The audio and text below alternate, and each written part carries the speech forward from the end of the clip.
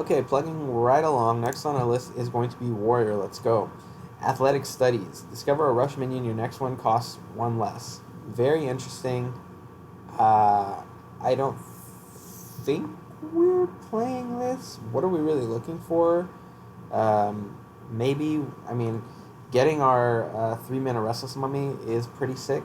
I think this is something that you can consider maybe in like a control E type warrior, but in a control warrior, where do you have the room to play this kind of card? I just don't know if it makes sense. Maybe if you're looking for a second Christina on a fast like weapon warrior deck, but I just don't think that's going to be really viable. So, as interesting as this is, I'm going to give this a 1.5.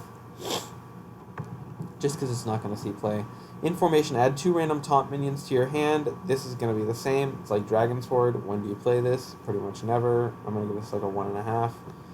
Maybe if you can find a way to make a control taunt warrior with your Armageddalo, could be interesting. Seems probably a little more memey. So I'm going to give this also a 1.5. Cunning Class. Draw 2 cards, cost 1 less per attack of your weapon. I don't think Warrior has the ability to make their weapon strong enough to drop the cost on this, because I think all of our weapons right now are 3 mana 2 attack weapons. So the best you're hoping for is like to pay 2 to draw 2 cards. I don't think that's really good enough. I think Warrior isn't really hurting. For card draw, we have ways to do it, like Battle Rage, Indian Rage, a warrior, which I'm sure is still going to be the main form of warrior right now, Enraged Warrior, Shield Slam is reasonable enough because it gets you the armor to help you survive, so it's not like it's just drawing cards and doing nothing. I think this is actually garbage in Warrior. I'm going to give this a 1. Commencement. Summon a minion from your deck and give it Taunt and Divine Shield. 7 mana, I mean, what are you playing? Big Warrior? Like, if you get something smaller, like, if you get anything less than 5 mana, less than 6 mana maybe even, this kind of sucks. So, I'm going to guess this is also a meme, and I'm going to give this a 1. Coerce. Destroy a damaged minion, combo destroy any minion. We're already not playing Execute for 2 mana, so why would we play Coerce for 3 mana? The warrior deck that is currently in favor definitely has methods in which they can combo, because we have a lot of 1 mana cost cards like Who's Gonna Lead the Charge, Risky Skipper, Sword and Board, Shield Slam, things like that, such that you could probably combo it, but do you need to? That deck is already extremely toolboxed out. I just don't know if it even needs the Course. But Course is very interesting for sure. It's nice to have in the Warrior toolbox. I think it's a great tool for Control Warrior. Maybe it enables a Control Warrior archetype to kind of do some more things. I'm going to give it a 3 for that reason, because I like the implications for a slower deck. I love to play a Control Warrior deck, as much as I know people don't like to play 30-minute games of Hearthstone. I love it. I'm going to give this a 3, but I don't think it fits in the current Enraged Warrior list, which I'm expecting to be top tier. And this is one of the big reasons. Shield of Honor, this is your replacement for Rampage. Give your damaged minion +3 attack and Divine Shield. It's pretty nuts.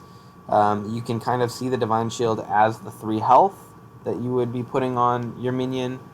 And it costs 1 less. I think this card is amazing. I think this card is like a 4, possibly even a 5. I think it's going to be nuts in Enraged Warrior. Nuts. Reaper's Scythe. Oh, this is a strong weapon. I actually haven't even seen this weapon before. 4/4/2. Spell Burst also damages adjacent minions. Wow. That's super strong. This card actually makes Cutting Class more playable. Maybe you can play it with this.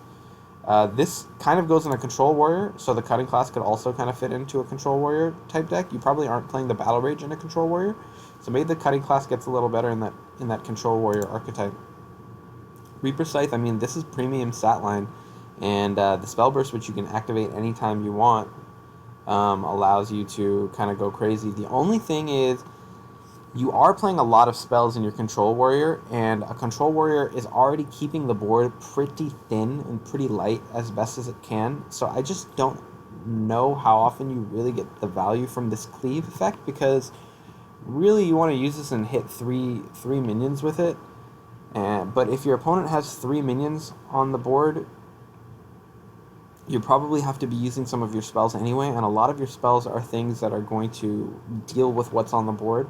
So I don't know how much value you're going to get from the spell burst, but certainly a premium stat line on the weapon is probably worth playing. So this is probably like a 3.5. In a control warrior, this is probably something that works. In an enrage warrior, I'm not sure if we're playing it. Maybe we might play it. It is pretty strong. It's quite strong.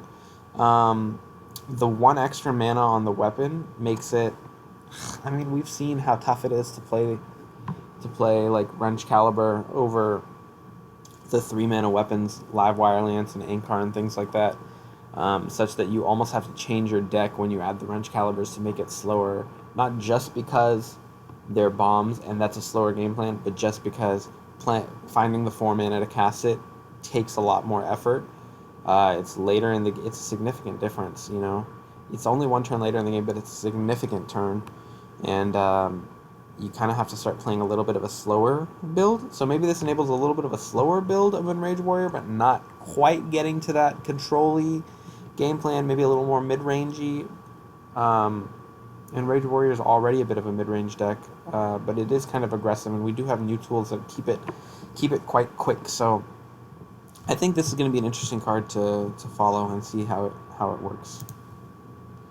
Barov, oh my god. Now this card with Risky Skipper is ridiculous. Set the health of all other minions to 1, and then just clear them all with Risky Skipper. If you don't have a Risky Skipper, just find a way to kill this. Play Barov and like Sword and Board on it. 4 mana, clear the board. I think this card is going to be kind of nuts, so right? The thing that's kind of nice, I guess, about it is that if you play the Risky Skipper first, this clears the board and it clears the Risky Skipper, so you kind of have to play him, then play the Risky Skipper, and then play something else, and then it clears everything except the Risky Skipper and what you just played. That is a little bit of a hindrance on it, but overall I think this is just going to be nutty. I think people are going to find a really good way for you to do things, do unfair things with this thing. This one card threatens every class to the point, every other deck to the point where you literally just can never overextend against Warrior, because this plus Skipper is always threatening to clear your entire whole game plan up. For that reason, this card is a 5. This is like a hard 5. Risky Skipper is way too accessible. You can get it anytime. Warrior has so many tools that they can use to slow down your game plan and stop you if they haven't picked up their Barov Skipper combo yet. So I don't think it's going to be the type of thing where you have a problem finding this. It's going to be nuts, I think.